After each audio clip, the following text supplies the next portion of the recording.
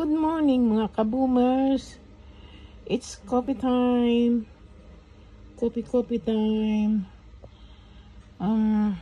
Wala muna tayong pasok sa salon. So, today, out muna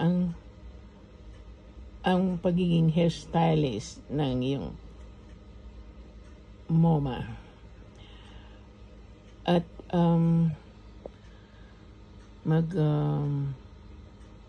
online business muna tayo, work at home.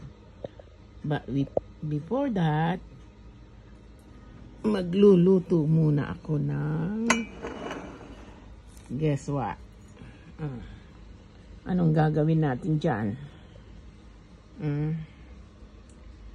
Sa pagtingin nyo lang sa gulay, alam nyo na kung taga saan ako.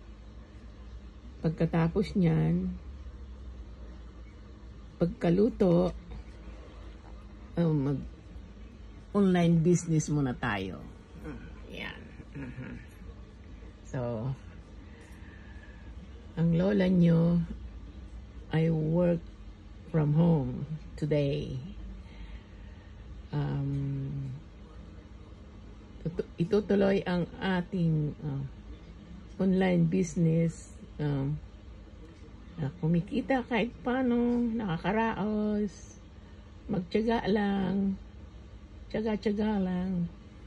So, see you again mga kaboomers. Please watch my video. Please likes and subscribe and share. Salamat po. Bye.